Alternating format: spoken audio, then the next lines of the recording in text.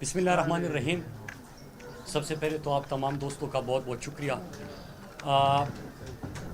ارشد شریف شہید کے شہادت کے بعد بہت سارے لوگ آپ نے دیکھا کہ پریس کانفرنسز بھی کرنے لگے, بیانیہ بنانے کی کوشش بھی کی گئی, بہت ساری کہانیاں بھی گڑھی گئی, اور ہم نے فیصلہ کیا, خصوصاً میں نے فیصلہ کیا کہ جو ارشد شریف شہید کی والدہ محترمہ نے چیف جسٹس صاحب سے مطالبہ کیا ہے, جب اس مطالبے کے اوپر غور ہوگا اور کوئی عدالتی کمیشن بنے گا تو تمام حقائق, ثبوت اور 7 مہینے جو آخری تھے اس میں ارشد شریف صاحب کے اوپر کیا گزرا, کہاں سے دھمکیاں تھی, کس نوعیت کی تھی, اور جو ویزوں کے اوپر بات ہو رہی ہے, ایف آئی آرز کے اوپر بات ہو رہی ہے, یہ تمام حقائق اور ثبوت اور شواہد میرے پاس موجود ہے. اور میں چیف جسٹس صاحب جب ارشد بھائی کی والدہ کا جو مطالبہ ہے اس کے اوپر غور کریں گے تو میں خود وہاں پہ پیش ہوں گا اور تمام حقائق میں سامنے رکھوں گا. یہاں پہ ایک چیز میں بتاتا چلوں کہ جب ملاکنڈ اور سابقہ فاٹا میں ایک نئی کھیل کھیلی جا رہی تھی اور اس حوالے سے میں نے اپنے قوم کو اعتماد میں لیا, تو پھر اس کے بعد مجھے تھریٹس موصول نہیں ہوئے بلکہ رستے سے ہٹانے کی ہر ممکن کوشش کی گئی. لیکن اللہ نے جو رات آپ کی قبر میں لکھی ہو وہ قبر میں گزرتی ہے, اور جو آپ کی قبر میں نہ ہو تو دنیا کی کوئی طاقت آپ کو رستے سے نہیں ہٹا سکتی.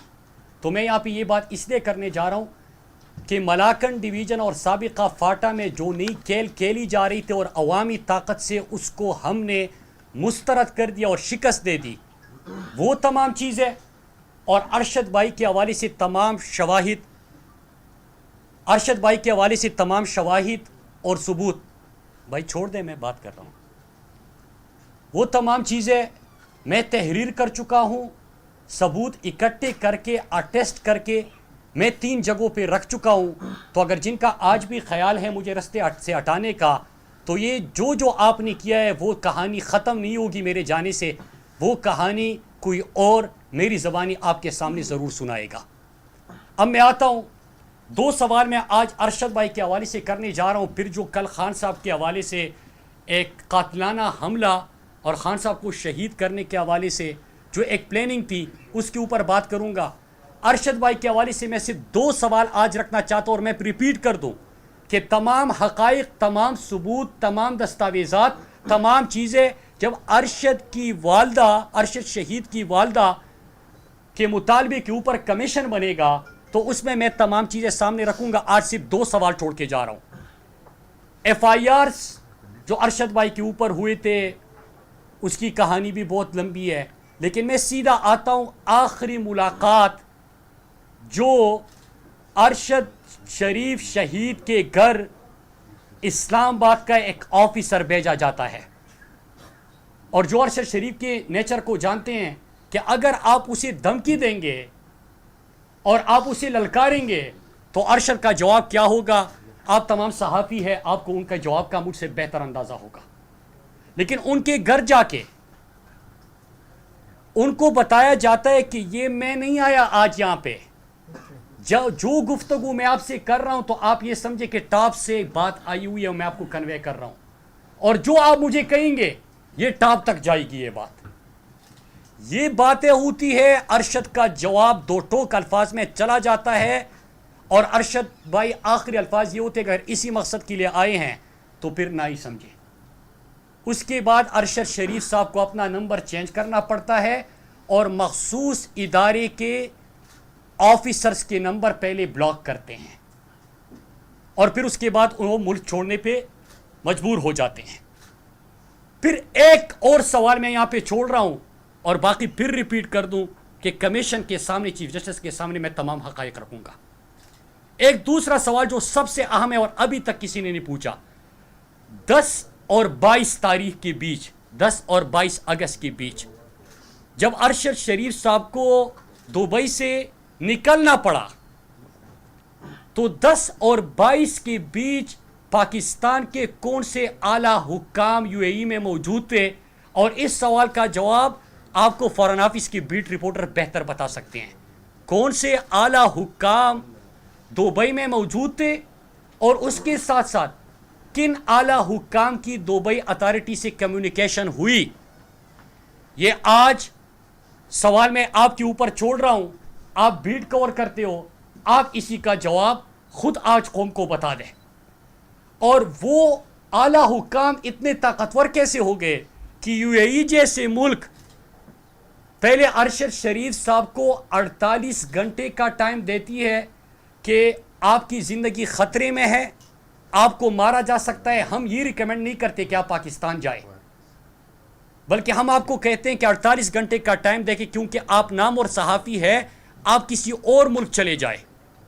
اور ساتھ میں کچھ دیر بعد دوبارہ وہ اتھارٹیز والے آتے ہیں, دبئی اتھارٹیز, اور وہ 48 گھنٹے کا ٹائم بھی واپس لیتے اور ان کو کہتے کہ جلد از جلد آپ یہاں سے واپس جائیں. تو کون اتنا طاقتور تھا کہ دبئی جیسے ملک کو, کوئی عام ملک نہیں ہے کہ ہمارے مقروض ہے, ان کو مجبور کر سکتے ہیں.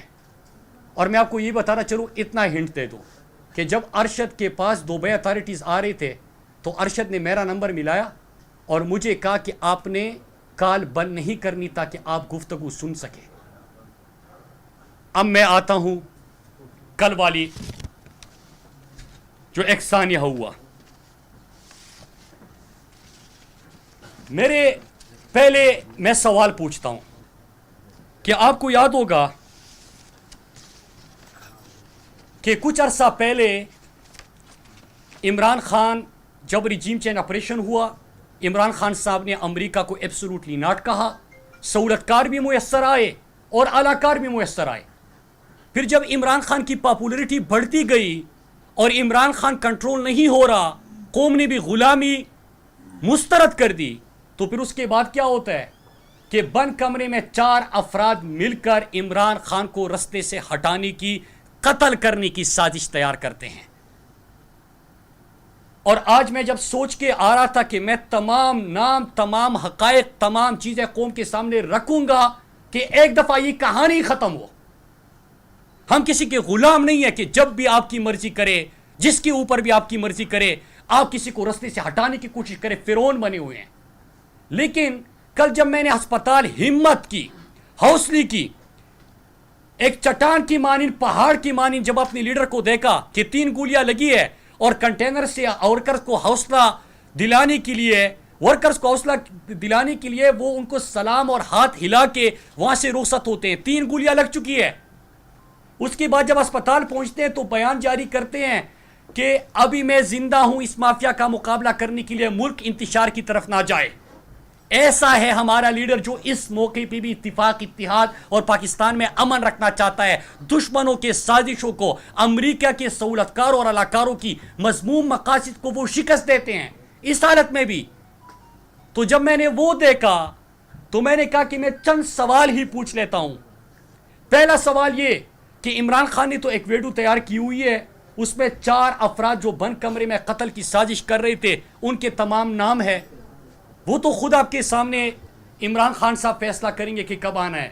لیکن میں سوال پوچھتا ہوں کہ ایک غیر ملکی شخص کو گرفتار کیا گیا تھا کچھ عرصے پہلے, جس سے پاکستان سے کسی نے ہائر کیا تھا, ایک گروہ کا سرغنہ ہے عمران خان کو رستے سے ہٹانے کے لیے. وہ شخص گرفتار ہوا. تو جب وہ شخص گرفتار ہوا تو سوال یہ ہے کہ کون سے ادارے کے اہلکار کس کے کہنے پہ اس کو حوالے کرنے یا وہاں سے آزاد کروانے کے اٹیمپٹس کر رہے تھے. وہ کون تھے جو کوشش کر رہے تھے کہ جس غیر ملکی شخص کو گرفتار کیا گیا ہے, جو سرغنہ ہے ایک گروہ کا, غیر ملکی ہے, عمران خان کو قتل کرنے کی سازش تیار ہو چکی ہے, پکڑا جاتا ہے. کون دباؤ دیتا ہے؟ اور جو آفیسر دباؤ دے رہے تھے تو اس سے کیا ادارے کی ساکھ متاثر نہیں ہو رہی تھی؟ دوسرا سوال میرا کہ کچھ دن پہلے آپ نے سنا تھا کہ عمران خان کی ہیلی کاپٹر کی کریش لینڈنگ ہوئی, سنا تھا آپ نے یہ؟ لیکن اس ہیلی کاپٹر میں ایندھن فیول کہاں سے بھروایا گیا اور فیول ہیلی کاپٹرز میں بھروانے کا جو اتھارٹی ہے وہ کون ہے؟ دوسرا سوال میرا یہ. اور تیسرا سوال میرا کہ ارشد شریف شہید کے جنازے سے ایک رات پہلے ایک پریس کانفرنس کی گئی. اگر آپ نے عمران خان کے خلاف سازش تک پہنچنا ہے اور آپ نے ارشد شریف شہید کے خلاف سازش تک پہنچنا ہے تو ایک آسان سا سوال ہے، جواب سب کو پتا ہے، لیکن ہر بات ہماری زبانی سننا چاہتے ہیں. بس ہمیں آگے کرنا ہے. اسلام آباد میں بیٹا ہر صحافی جانتا ہے. لیکن میں وہ سوال پوچھتا ہوں کہ کس کے کہنے پہ وہ ایک دن پہلے رات کو پریس کانفرنس کروائی گئی تھی؟ وہ رابطے بھی آپ ڈھونڈیں، ملاقاتیں بھی آپ ڈھونڈیں، آپ کو دونوں کا جواب مل جائے گا. اور چوتھا سوال کہ جب ارشد شریف شہید کو شہید کیا گیا تو آدھے گھنٹے کے اندر کون تھا جو میڈیا چینلز کو فون کر کے اس کو ایک حادثہ اور پھر سٹوری بنا بنا کے وہ پیش کر کے لوگوں کے ساتھ واٹس ایپ پہ شیئر کر رہا تھا؟ اور وہی اسی طرح کل عمران خان صاحب پہ جب حملہ ہوتا ہے تو اسی طرح ایک بندے کی جو فائرنگ کر چکا ہے، جس کو گرفتار کیا گیا ہے، کون اتنے انفلوئنشل ہے کہ وہاں پہ اس کا بیان تیار کروا کے میڈیا چینلز پہ، ابھی میں آپ کو کے سامنے بیٹھا ہوں اور میں آپ کو لکھ کے دیتا ہوں، میری پریس کانفرنس اگر میں کوئی پارلیمنٹ میں تقریر کر رہا ہوتا ہوں ساری پریس کانفرنس چلی گی، یہ نہیں چلی گی. جب یہ سوال آپ پوچھتے ہیں یہ نہیں چلی گی، یہ نہیں چلاتے. لیکن ایک کرمینل جو فائرنگ کر چکا ہے اس کی ویڈیوز وہاں پہ کون تیار کرنے والا، اتنا انفلوئنشل کون تھا اور پھر اس کو چلانے والا کون تھا؟ اور اسی طرح جب ارشد شریف کو شہید کیا گیا تو آدھے گھنٹے میں وہ کون تھا جو میڈیا چینلز کو فون کر کر کے سٹوری بورڈ بنا کے پیش کر رہا تھا، واٹس ایپ کر رہا تھا، بیچ رہا تھا، انسٹرکٹ کر رہا تھا؟ ایک سوال میرا یہ تھا. اور آخر میں ایک سوال اور پوچھتا ہوں، پھر میں کچھ باتیں کر کے آپ سے اجازت چاہوں گا. میں آج جس طرح کے 3 افراد کے نام عمران خان صاحب نے دیے، ایک شہباز شریف، ایک قاتل ثانیہ ماڈل ٹاؤن کے میں جس کے ہاتھ خون سے رگے ہیں، رانا ثناءاللہ جس کے اوپر 22 افراد کے قتل کا الزام اس کے اپنی جماعت نے لگایا تھا، وہ، اور تیسرا میجر جنرل فیصل، یہ 3 فوری طور پہ مستعفی ہو جائے. ان کے حوالے سے عمران خان صاحب کا کل آپ نے اسد عمر کی پریس کانفرنس سنی اور مطالبہ آیا. یہ ہمارا بھی مطالبہ ہے، لیکن میں اس سے پہلے ایک بات کرنا چاہتا ہوں کہ آج جس طرح پاکستانی قوم کے ذہنوں میں سوال ہے، اگر ایک شخص شہباز گل پر بھی جس قسم کا تشدد ہوا، اعظم سواتی 75 سالہ شخص پوتوں اور پوتیوں اور نواسوں کے سامنے اس کے ساتھ جو ہوا، اور پھر ابھی عمران خان کے اوپر جو قاتلانہ حملہ ہوا، اگر ایک شخص کا نام آ رہے تو اس سے کس کی ساکھ متاثر ہو رہی ہے؟ ہماری تو آواز بند کی جاتی ہے. جو بھی بندہ یہاں پہ بولتا ہے کہتا ہے کہ رستے سے ہٹاؤ. یہ انسان تو ایسے لگ رہے ہیں کہ پتہ نہیں کوئی گاجر مولی ہے کہ اس کو مار دو، اس کو مار دو، اس کو مار دو، اس کو مار دو. کوئی اپنے امن کی بات کرے، ایک گیم ایکسپوز کر دیں، مار دو. کوئی ارشد شریف شہید کے حوالے سے بات کرے، کہتے کہ مار دو. کوئی عمران خان کے قتل کے حوالے سے سوال اٹھائے، کہتے کہ مار دو.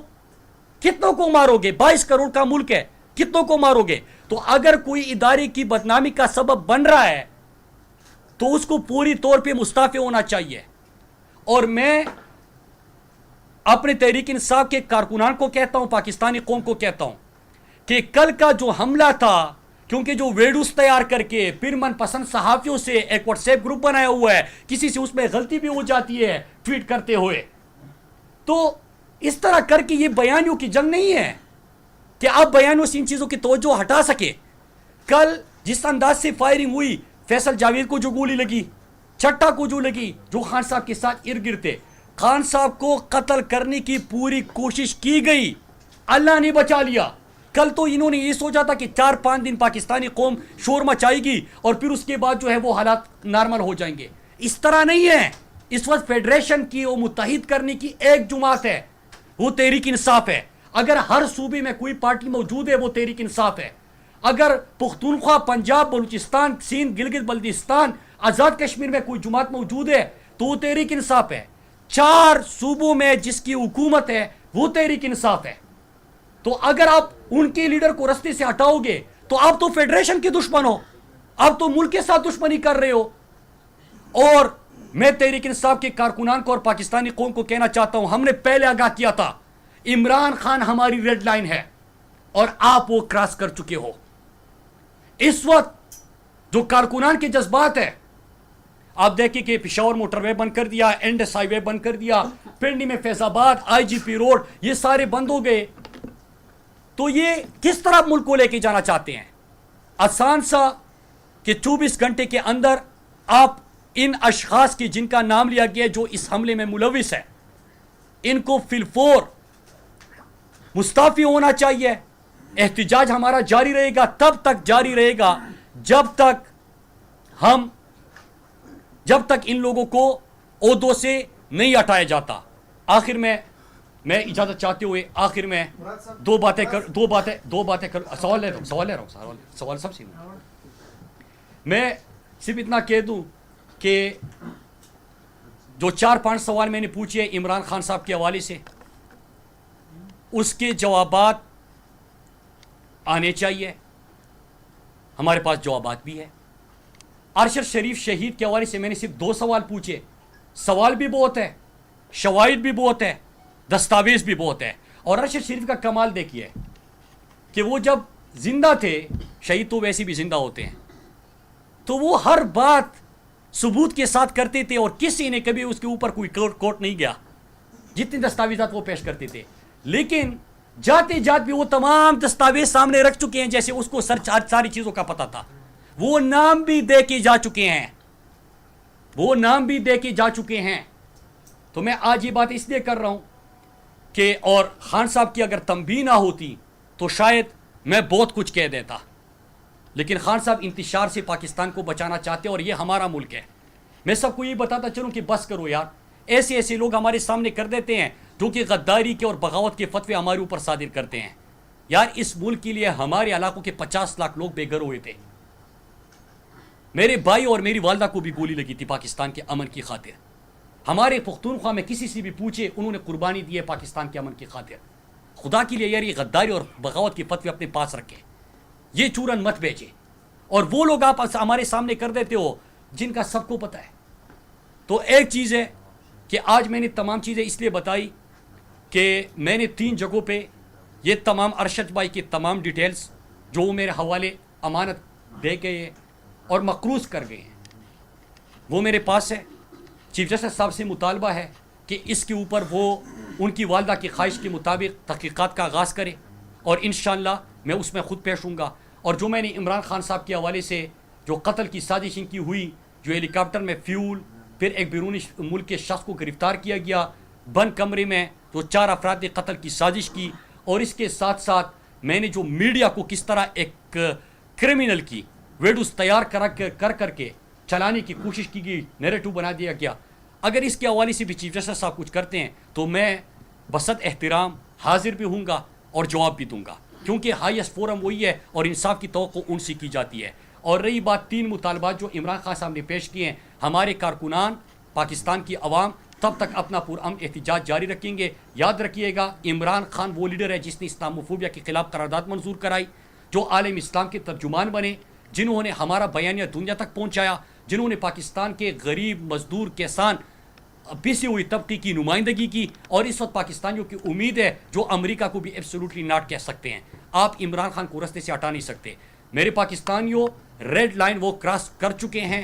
ریڈ لائن کراس کرنے سے ہم نے وارن کیا تھا اور اب وقت آ گیا ہے کہ ہم کھڑے ہو جائیں اور ہم عزم کے ساتھ کھڑے ہو جائیں گے. اور ان سوالوں کے جواب، اور اگر یہ لوگ مستعفی نہیں ہوتے تو پھر اس کے بعد ہم مزید حقائق کے ساتھ انشاءاللہ میں آپ کے پاس آؤں گا. میں پھر ریپیٹ کر دوں، زیادہ کچھ بولنا تھا، لیکن جو خان صاحب کی ہدایت ہے، انتشار سے منع کر رہے ہیں اور پاکستان میں ہم انتشار نہیں چاہتے، اس لیے میں جتنا محدود اس کو کر سکتا تھا میں نے کیا.